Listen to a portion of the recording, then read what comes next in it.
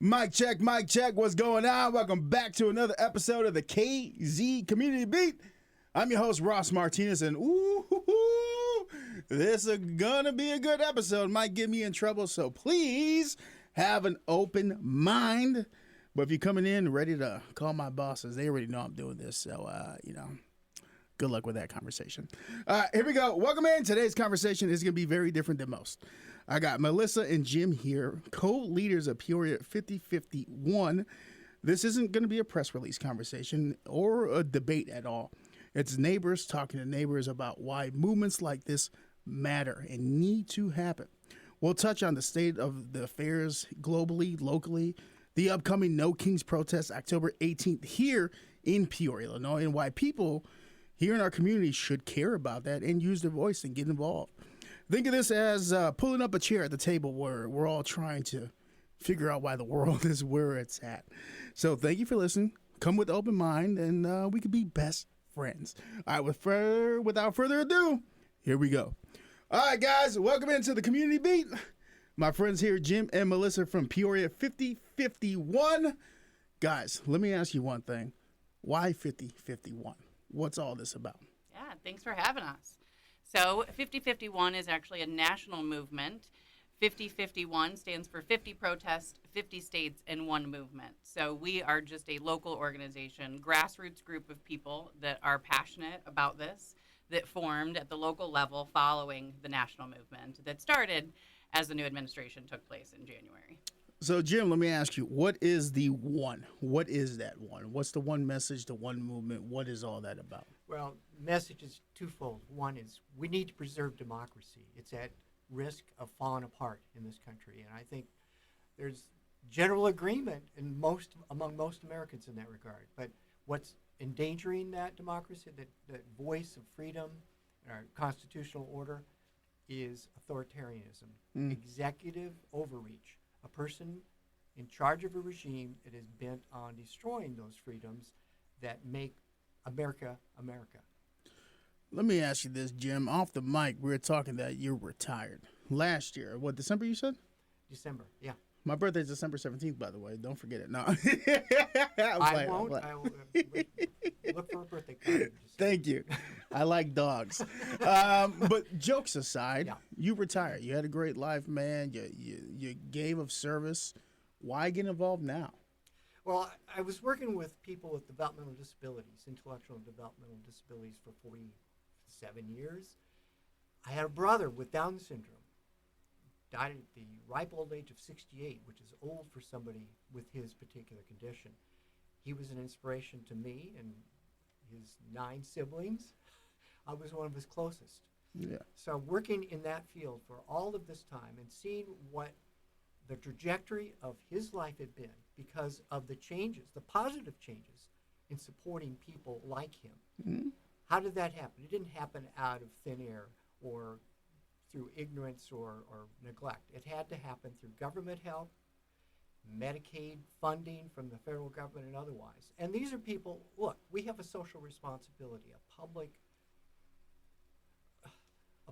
virtue must be fulfilled by helping these people be fulfilled in their lives. So I spent my life really in a career that demanded a lot out of me, but when I retired, I was thinking I was going to be real at ease with my lovely wife. And of course, shit happens with the election in 2024. We were already bent that we would have to do something more. We were already pretty active prior to that.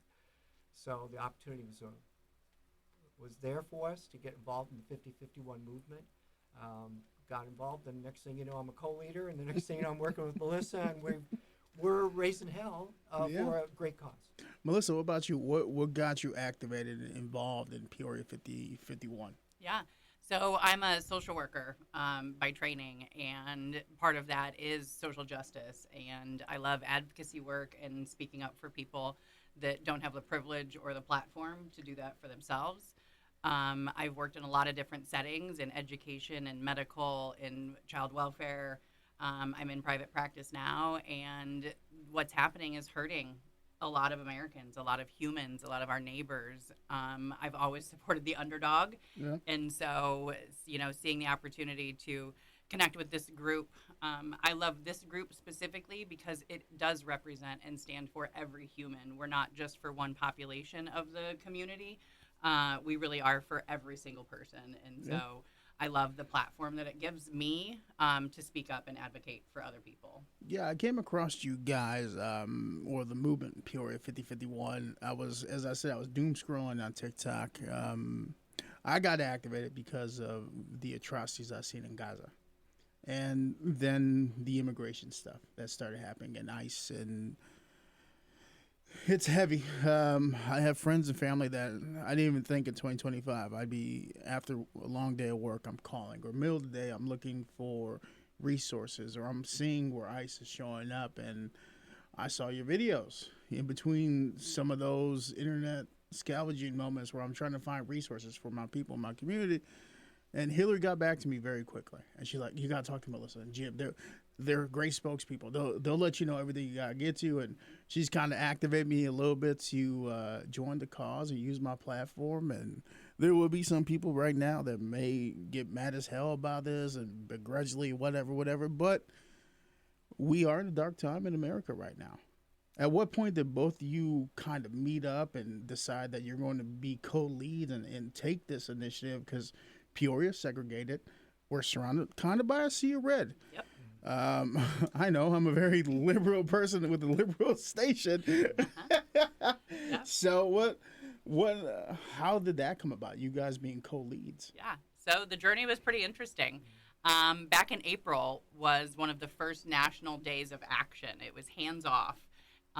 Is kind of the national platform is what they were promoting. And so I was looking online to try to find what can I do? Where can I put my energy at and do a protest? And I didn't find one in Peoria. And so I randomly decided to register us as a site. And I did it on a Wednesday. Our protest was on a Saturday, and we had over 1,000 people there. It was humbling and shocking and amazing all at the same time. Throughout that promotion of that single event, I realized that there was this Peoria 5051 group present, and they had went down to Springfield on that day, and so that's why they weren't here. But right after that, we got together, and it's been all of us since then. Jim and I are not the only two co-leaders. Yeah. We have a large group of people. We've got 5 people right now that are helping lead this movement, and so there's a lot of us that are working hard.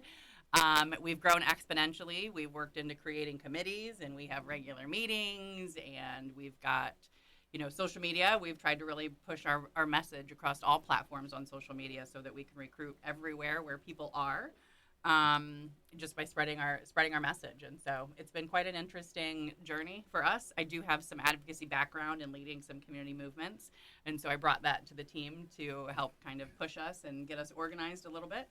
And it's been interesting responding to what our community wants and what we want to help facilitate. Mm-hmm. Quite a growth experience it's been.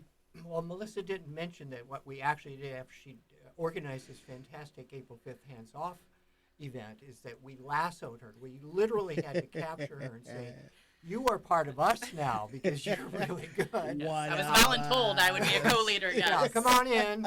You're part of us now. That's kind of how revolutions begin. Yep. You find powerful voices. You're like, "Hey, we need you." Yeah. And I joined it after I was looking for something going on in Peoria, and it was happening in Springfield. It was happening in some other communities. In Chicago, where I had come from. It was a big protest out there.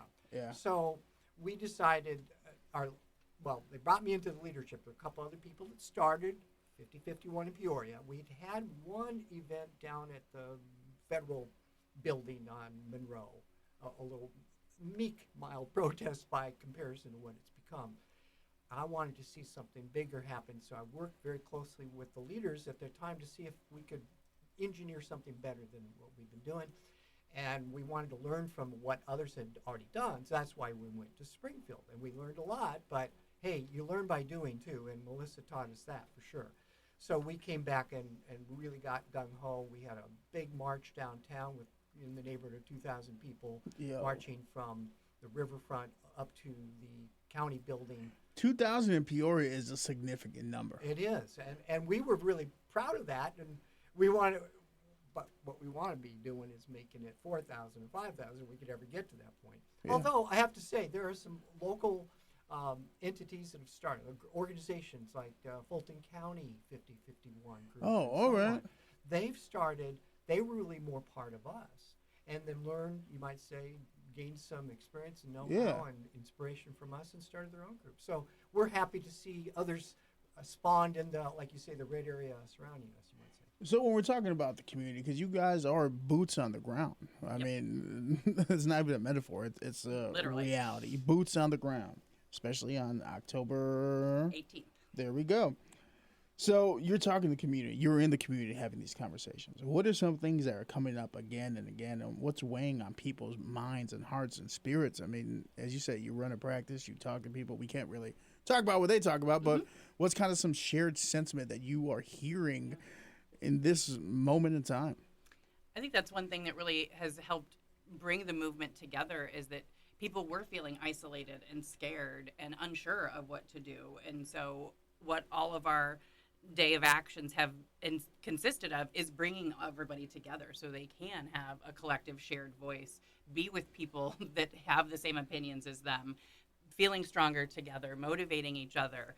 One of our events we had, it was the Rage Against the Regime event, was the national name of it. We had a collective scream, and it was one of our favorite moments. We were all out there screaming on the side of the street, but it felt good for people just to get that angst out.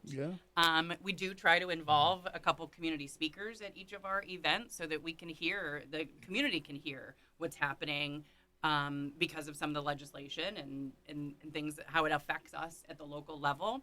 We've also worked on creating mutual aid, and so we've sought out donations for different groups around here. We've collected money and toiletry items for the Veterans Assistance Commission here. We collected funds for NAACP Peoria, for the ACLU Peoria. We collected donations and funds for the local school district. And so we're not only just trying to be out there with our signs and yelling with our anger, but we're trying to say that we're showing up. We are supporting other community entities. And so we're trying to build this collective, this gathering space, and because Peoria is so segregated and everyone's kind of doing their own thing, so we want to be the bridge to say we can all support everybody. So what are we hearing from our members? That they're aghast, they're horrified, they're scared, they're, as Melissa said, they don't want to feel alone in their outrage. They can't believe what they're seeing. Quite honestly, there were people, yours truly, that could see this in the first, Trump 1.0. Well, I saw it coming a mile away. I saw a snake oil salesman early on. But I'm not saying that other people were blind to it, but I think there was some sense of denial about that. It can't get that bad in this country. We can't be facing authoritarian fascist regime really putting the measures in place to destroy democracy as we know it. And people are feeling that. So as Melissa said, we've become a vehicle for their voices to be heard, their venting to be anger to be vented, but also to be productive about, gee, what can I do? I can contact my congressperson. I can help other people in smaller ways through, my resistance can be manifest in, helping a nonprofit, people that are suffering the consequences of or the impact of the, let's say, budget cuts that are going on as a result of this current government. I've been trying to think. I've been alive a certain amount of years, and I've seen some different government types and different politicals come and go. And I'm trying to think, like, how did we get this far? And right now, you have so many different people from different walks of life feeling disenfranchised, whether it's LGBTQ plus, whether it's immigration, whether it's pro-choice. You have so many different movements that just feel ostracized and also, what's the right word I'm looking for? Not, I guess, victimized, marginalized. Yeah. What's a message you want to get out to different people from different walks of life? Because KZ1023, this platform, right? We have different people from different walks of life. What's your message to different people from different core groups that you want them to know in this moment? Yeah. I want to tell people that it does take us, right? We are the revolution. I keep saying that. Andor, great series. Yeah, yes, yes. We are the revolution. It's going to take us to stand up. And I think, looking at the media, and we've heard that, they want to kind of, rapidly do all of these things with all the executive orders and drown us out and just, kind of paralyze us into non-action. And we can't do that. That's how they take over. And so we have to take action. We have to get stronger together. We have to call our representatives. We have to write our postcards. We have to support the local nonprofits. We've got to do these things to show them, our community, but also nationally and the bigger picture, that we are here and we can stand up together. We have to fight for the things that we want. And here we are. We want immigrants to feel welcomed. Mm-hmm. We want people, trans individuals, LGBTQ individuals, to feel that they aren't going to be marginalized. We supported, for example, a resolution put forth by the ACLU before the City Council of Peoria to make Peoria a sanctuary city for LGBTQ people. We want to support people of all backgrounds that are in some stress of being victimized, or currently, or in threat of being victimized, people with disabilities that we've talked about before. But we also want to reach out to people that may be on the fence and are thinking, gee, I voted for this guy because he was going to lower egg costs and basically address The amount of people that have told me that. and I look at them and sorry to interrupt you, but that alone irritates me so much. And I'm trying to find out why it is and be respectful about it, because you know what?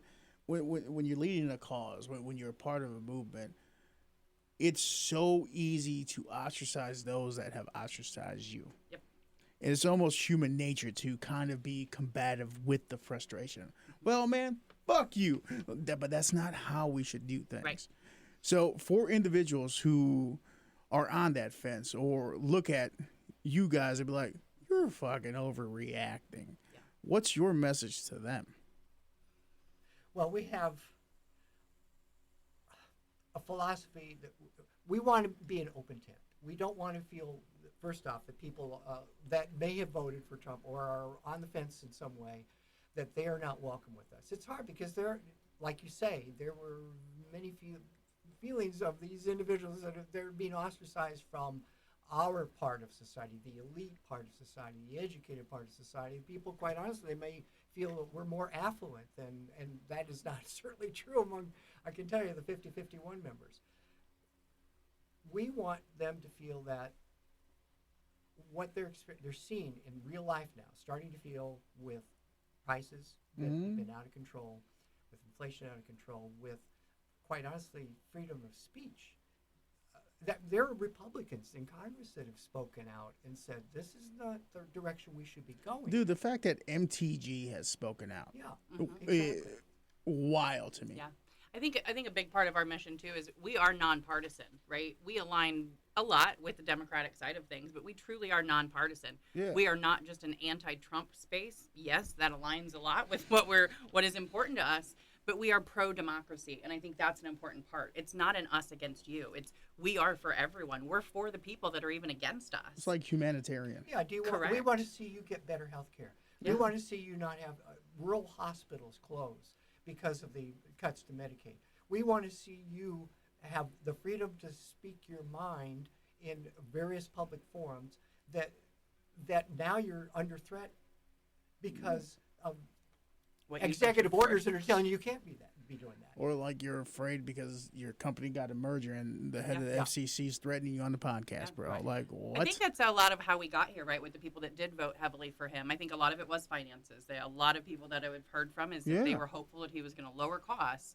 And look at us now, right? Tariffs, it's surprising that he didn't know how that works. Job losses, revised figures in the jobs, and so on. You know what? The funny thing was, I was at a bar when the tariff thing happened, and I had met. He was a former professor at a school, I'm not gonna say where, who taught economics. And he was waiting for his food, and we're chopping it up. I'm like, hey, I'm in radio. I'm not a econ person. Explain to me what a tariff is and what's the confusion here. And he looked at me. He's a fucking idiot. And I was like, Well, From the econ guy himself. but see, Russ, a part of the problem with the tariffs is that it was something that's been promoted by Democrats in years past when the country was seeing a lot of industry, a lot of manufacturing industry move overseas to Mexico and otherwise. So it was a sense that tariffs are going to enable us to rebuild our manufacturing economy in particular.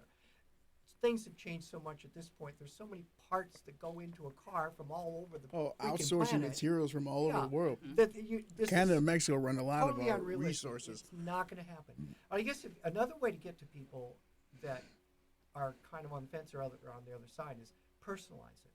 Who do you know that is gay? Who do you know that is trans? Who do you know that is Who's undocumented, yeah. Yeah. And there are many people that have come to grips with, I know these people, he's a good guy, or that's a good family, et cetera, that, gee, well, what makes you think that this should be going on where ICE dressed up like brown shirt goons, penetrating all these cities across the country? They're waiting outside of fucking schools. Yeah. They're picking up the tamal lady, the one, the street vendors, and you're looking at them like, these are the criminals, y'all? Yep. And it pisses me off so much when I see people on social media, and I got to restrain myself because of the public platform I have, but when they're, this is what I voted for. Get them. Get those elite. I'm like, bro. And then y'all gonna go to church on the weekend, you're going to praise God, but God don't praise you. Yeah, because we can see it's not just the criminals. It's literally anybody with brown skin. 75% are non-criminal outside of just not being documented, which is at what? A ticket at best? And due process is to be abandoned for those people altogether. And when is it going to come to you? I mean, we have members in our leadership team, for example, and some of our main team of volunteers. They may be of white background themselves, so they're married to a Latino. Oh, yeah, the Latinos for Trump, that lady got deported. And part of me, oh, my God, dude, I'm from immigrants. My grandmother came here. My parents were born in Mexico. They got their citizenship, everything, and I'm first generation. And I remember I saw that, and it took everything in my body not to laugh my ass off. And I'm trying to be as respectful as possible for people that may be offended by that statement. It's just the irony of that. Well, in this case, these are people they're scared for the husbands or their spouses, and the husbands and spouses are scared for themselves because they've been citizens all their, naturalized, born here, whatever it might be. But it don't matter. Served in the armed forces. Yeah. That's what I think a lot of people, voted the way they voted because they didn't think it would affect them. And where we're standing is, if it can happen to them, it can happen to us. And we're seeing that trickle down happen. And I think people really voted thinking, well, it's okay if he does that to them. What's that old saying? First it was this, then it was this, then it was this. And before you know it, it's all of us. Yeah. We're all losing, no matter who or what. We are all losing. To see the things happening in Illinois, outside of Chicago, the detention center in Broadview, and kids watching people get picked up at 8 a.m. off the streets. You know what? Horrible and tragic. The trauma that we are causing.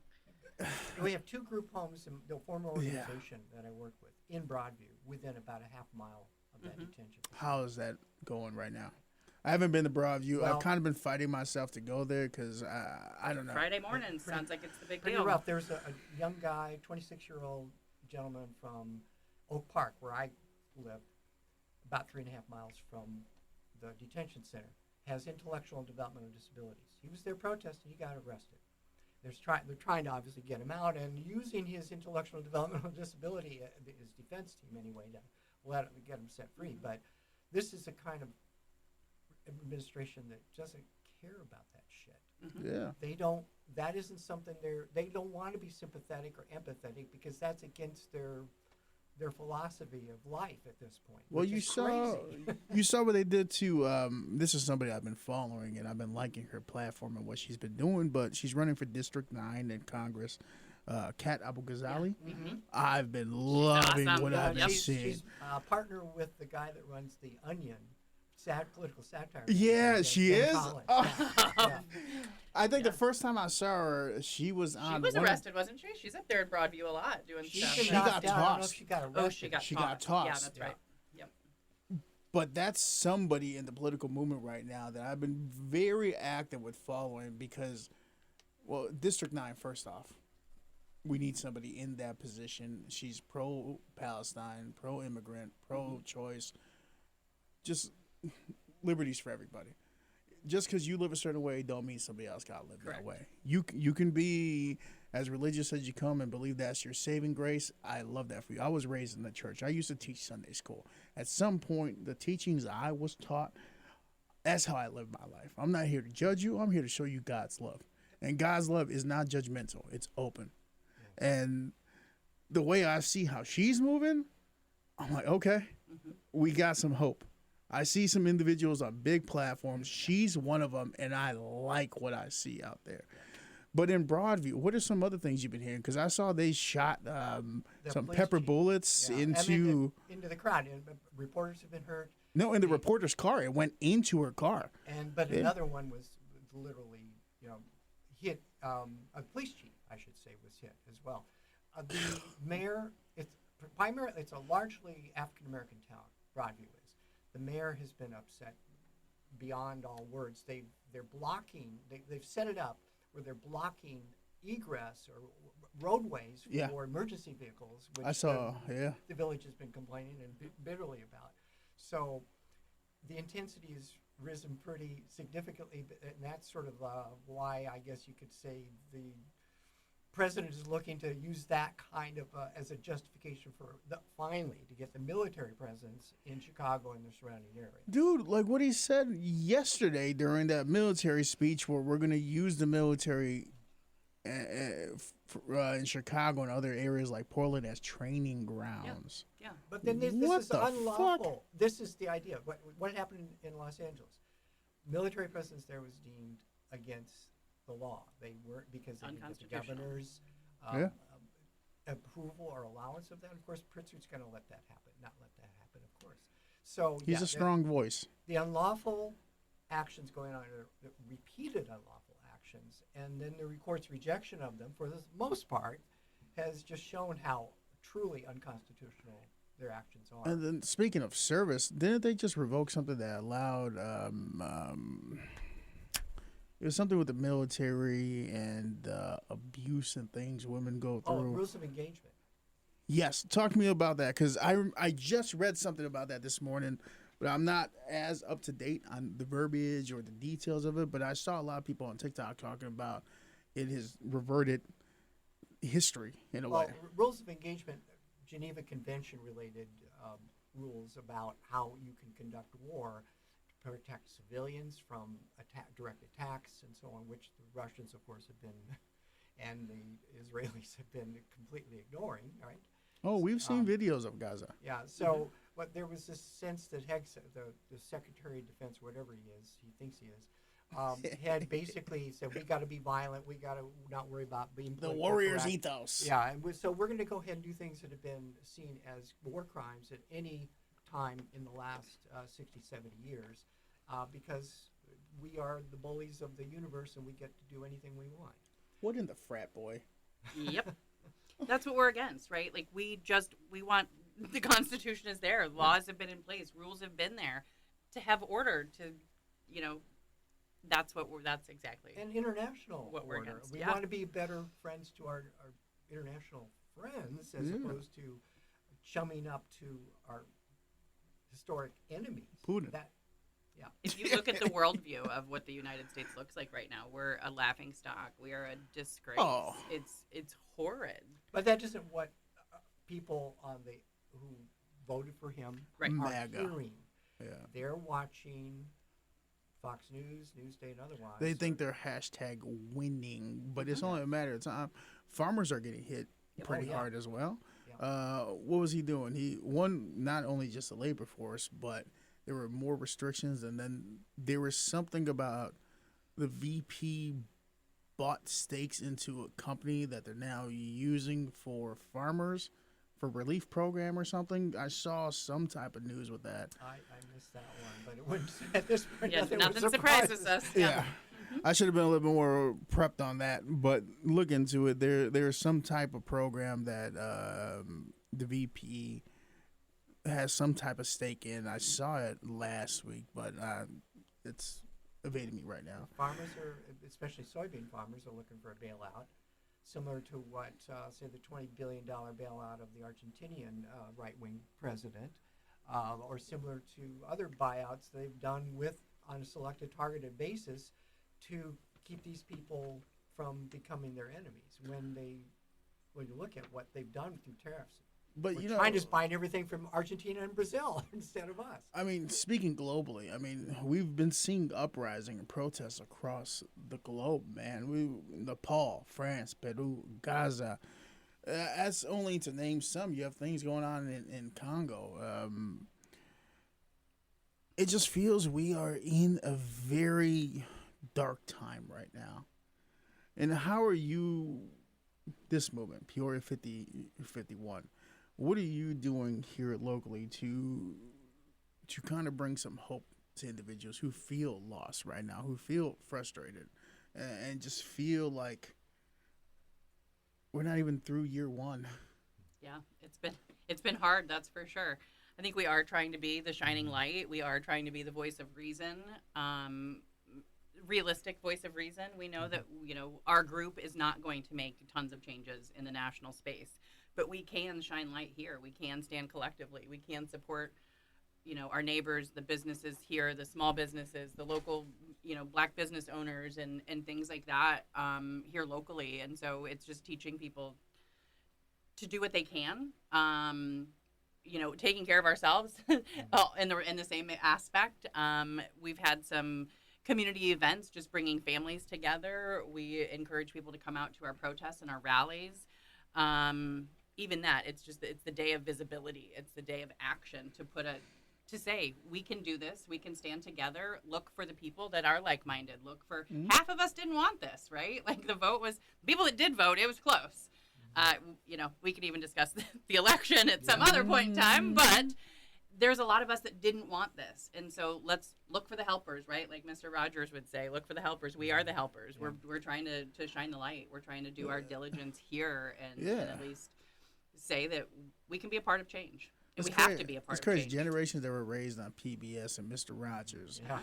Encouraging everybody to go pay that subscription. PBS needs our money now because they lost funding. So the critical mass of what we're doing with accompanying King's event and so on, they can't be ignored. It can't be silenced. It can't be thrust aside. And all we need is a few more percentage points of people coming to our way that it would be kind of an overwhelming, irresistible force that our courts, maybe the people in Congress that have been supporting this regime in their own fearful and conniving ways, whatever, compliant ways, whatever you want to call it, they may come around because they see we can't be doing this to our people. Look at what they feel, what they're saying. The reality is what they're bringing to the bear, not what we're willing to defend when it's in the name of an authoritarian maniac at this point who's probably suffering dementia on top of it. Yeah, reminding them that they do work for us, right? Yeah. It's not the other way around. And this is so upcoming in October 18th. This is No Kings 2.0. So you took my job. There has been a No Kings 1, and nationally, even internationally, there were some international protests on that day as well. And there was 5%, 3.5% of people across the nation that protested and that took action on that day. And we are hoping that this day is even stronger and even more powerful and even more people showing up. And that is what's going to show we don't want this. We are here to take action. So we hope that there's tons of people that come out and support us here locally and all across America. Well, let's talk about the No Kings. That name itself, it has some connotations. Mm-hmm. So what's the message you want the community to understand from that verbiage, No Kings? Yeah, well, again, we didn't create that. We're following the national No Kings. And the first one started when Trump posted the picture of himself and called himself a king. Dude. And so that's where it started from. It wasn't us that are saying that. People were like, of course we don't have kings here. Well, he's the one that did it himself. It's like we're living through that damn movie, Idiocracy. Yeah. Idiocracy. Idiocracy. Yes. There you go. Thank you. Words are challenging. That's right. Yeah. So we are telling him that no, we do not accept kings. And you're right, we do not have kings here. And so no kings means that we are, fighting back against that. Well, it goes back to American history. I have masters in U.S. history, Mhm. and certainly the American Revolution was a key part of my education and understanding of what America's all about. It is not about having a king. Exactly. King George III was seen as an obstacle to their rights, to their economy, to their humanity, to the way they wanted to live their lives in the colonies. That revolution out of that revolution came a constitution that is, so much of it is enshrined in the way what we believe, from First Amendment rights to constitutional order to a balance of power between three co-equal branches of government. When you see that thrown out through executive order, that is the behavior of a wannabe king. Mm-hmm. And that's where No Kings also is relevant to this particular event. And it's only, we're only seeing more and more of this manifestation from this maniac in public sphere. I mean, it's not, It's not getting better. It's not getting better, worse. but he's not hiding Every anything. week it's something, and it's just getting more blatant. Yep. Now, as someone who's studied history, Jim, what they say history runs in cycles. Mm-hmm. Where are we in that timeline right now? We're at an unprecedented time in American history. There have been some severe crises, as you can imagine, with Civil War being really paramount among those. But there have been times of terrible discrimination against minorities, whether they're new immigrants, the Irish, Italians, and otherwise, but particularly against blacks, and then against people of color, against Chinese, against anybody that wasn't part of the European stock. Dude, right? my people, you have the Bath riots of, was it 1907 or something like that, where they doused immigrants that were coming across the border that were doing day laborers, and they would douse them with the chemicals that would eventually get put in World War, that they used for the extermination camps. So that chemicals that were used on my people were later used across the sea. So there's historical precedent for what we see now, but it's manifest in so many different ways, but it's particularly manifest in a person in the form of a president who's enacting all of these, what he calls great American reforms. It's basically going back to Jim Crow, going back to internment camps, and going back to, you name it, that has been the violence against people of color, people of different LGBTQ, those rights. I mean, Alligator Alcatraz. I mean, I harp more on the immigrant rights because that's where I think the stem of my activation began. As I started hearing these stories, and I saw it coming down the pipeline, and I would warn my people, like, yo, watch out, this is going to happen. Now to see it and to be in Chicago and see ICE vehicles and see just everything that happened this weekend when you had, it was ICE, but it also looked kind of like National Guard, but it wasn't National Guard. They're carrying ARs. You're like, this is where we're at. But I there have was growth in the Latino vote for Trump back in the I last know. election, and there was, but it was more Cuban than anything.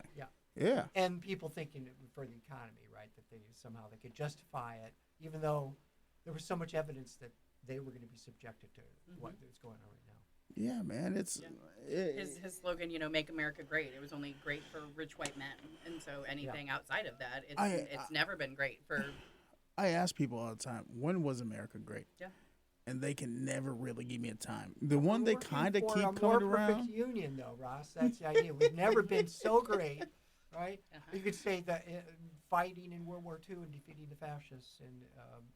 Yeah, but Europe now and they're otherwise. claiming Antifa is this and that is Antifa means anti-fascism. You know who was Antifa?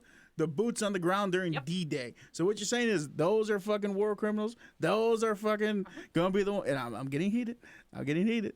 But I think that falls under the confusion of the tariffs. It's the confusion of Antifa. like I had somebody around here, I'm not gonna say who, was talking to me about Antifa. I'm like, what does that stand for? Oh, it's Antifa. They stand for ruining America. No, what does Antifa mean?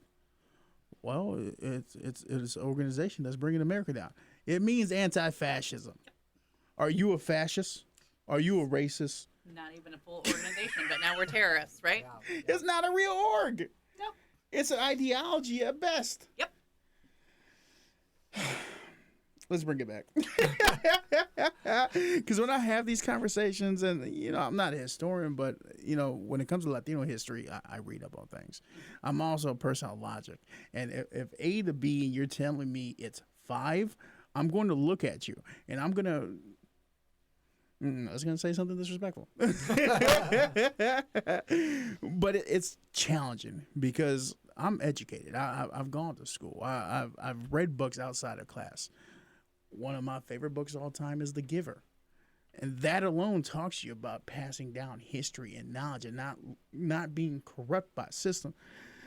All right, high horse. Public virtue, there's not that sense enough of it in our culture. And it's certainly in the form of the government that we have right now and the leadership of that government. They don't care about public virtue. Mm-mm. They don't care about the other, about about being empathetic, right? Yeah. So they're still there, though. And we believe that 5051 represents that. And that, I think, is a draw for people to be a part of us, that sense of belonging to a group that really is for the other, not interested merely in what this is going to do for ourselves personally. Right. So let's talk about October 18th, the No Kings protest. For someone that has never been to a protest, what do you want them to know before walking in? Yeah. I love it because we've had a lot of protest virgins come to our events, and many have said, "I've never done anything like this. This is my first time. I've stood up. I've protested. I've been to an event like this," and so it's been really powerful to welcome people in. So our event coming up in October, we will be at the Peoria Stadium on War Memorial Drive. We've been there many times. Lots of people really like it. So when you come, you're going to come. We're going to stand on the sidewalks. Be safe when you get there. Bring your sign if you can. Wear your shirt. Bring your sign. Come with more people. We stand on the road. We collaborate with each other. There's lots of interaction from the people driving down the road, which makes War Memorial Drive a really fun space for us to have our protest. We usually have music. We usually have a couple speakers. Again, it's just a time of solidarity to be together. The first one that I said I was a part of, I cried. I cried watching everybody come. It was just, it's empowering. It feels good. It is a boost to the spirit to be able to put all that angst out and use it. Yeah, we've looked at a program like we did back in the previous No Kings protest. We actually had the trial of Trump. That you probably I seen did on some see of the that. video, right? I went through I've watched all the fun. videos. Uh-huh. So performance-based stuff, But it's funny, but it brings home the sentiments of what we want to share with the public. Quite honestly, we want to make sure they understand. We will not put up with a king. Yeah. And somebody who declares himself that at our expense. But we've, as Melissa said, we had a collective cathartic scream, right? We may do that again this time. We've talked about having like a costume contest, people dressing for the occasion to represent the theme of the event. Taco chicken, maybe? I mean, we also, I hate to say, we want, this is serious Nice, shit, nice, but, nice. taco chicken and We've otherwise, got to do right? something You to gotta get have through. some fun, but it is. I will tell you, I love what South Park is doing right now. Yes. Yes. Oh, And I think the biggest thing, 50-51 nationally as well as us locally, we are peaceful, we are nonviolent. And so we've actually, the leaders have went through a lot of training for de-escalation and for safety. And so there's a lot of the behind the scenes work that happens that a lot of people don't know about, but we are worried and we are taking active steps. We've got a team of people that volunteer with us to make sure that or anyone that's coming is as safe as possible. We will de-escalate any antagonists that come along our way. So there's a lot of planning and preparation that goes into it. But for the people that come, we want them to come with their signs, with their voice, with their neighbors, with friends. We ask everybody that's been out before, bring 5 more people with you this time, and let's really stand there in solidarity and show that we are united in this. What's the cost of staying quiet? We're seeing it. I'd say we're losing our rights, losing our democracy, losing. It's death by 1,000 cuts, and some of those cuts are massive hacks at our system.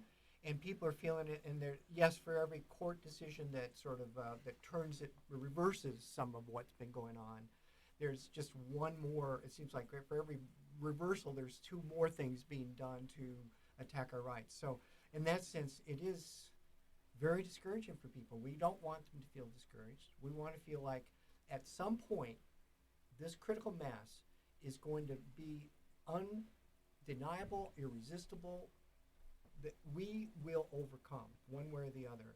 And we got to keep that hope going, no matter what, despite what's going on. Yeah, we won't let them shoo away our neighbors. We won't let them take away my bodily rights as a woman. We won't let them take away the education from our children. Like, we're not going to stand for it. And so here we are. So 2 questions before we wrap up. Is there anything we have not covered or talked about or informed the listeners about that you would like to get out? Well, one of the things we talked about at a recent meeting is, who are the heroes that we look up to? Who are the people that have stood up against the regime at Superman. the national level and at the local level too? Yeah. So we want to remind people that we can emulate some people that we see, a neighbor, a friend, a person that's among our group. There are many that we could point to ourselves personally. Yeah. We just want to make sure that people understand you're all heroes for doing this, for standing up to something that is not American, it's not lawful, it's something that we're better than this, and we will be, and we're going to make something great happen out of our collective enterprise. Yeah, and I think just again to reiterate, it's not us against them. This isn't partisan sides. This is the humanitarian effort that we care about every single person. We care about the people that don't care about us at all. It's we the people, for the people, by the people. We are the people, and we can stand together. Every podcast that I do here, I treat it as a story on my bookshelf. Collection of stories that inspire me or paint the perspective that I'm seeing here locally in Peoria. I've been here 3.5 years, and I always like to wrap it up with, what's the gold nugget you want to be taken away from this episode? But I think that question needs to be modified today. Why should people get involved now? We're in a 5-alarm fire of a country right now. I don't mean like a war zone in Chicago or Portland. I'm talking about our democracy being under fire. It's all hands on deck. Everybody come with barrels of water to put it out. We have to stand united, and now is the time. We can't wait for 2026 elections. You don't know what will happen in terms of repression, voter suppression and otherwise. We just have to take as much action now to fight against what's happening, so that something may be able to happen sooner than that, because we can't keep waiting. It's only going to get worse. And I'd say that's what it is, right? Think of every person knows at least one person that's being affected by this, one marginalized group, whether it's grandma that might lose her Medicaid and be kicked out of the nursing home, or our county neighbor, our hospital is going to close, our schools are losing funding, all of the things that we're losing. It's time to stand up. If it can happen to them, it can happen to us, and we are better together. We are stronger united. We have to come together and do it now. Yeah, we can't wait, because we've seen it happen already in just these short few months. And so the time is now. The time was last month. The time was 2 months ago. The time was last fall. And so we have to do that now. Where can people go to get more information? Well, you can go to our Linktree site, and that gets you all the information about Peoria 5051.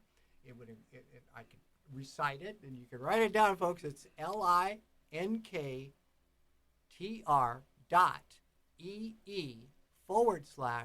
Peoria 50501.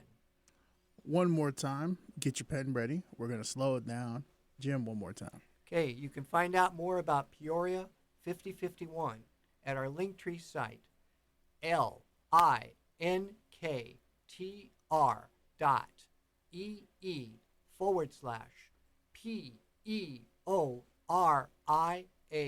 5051.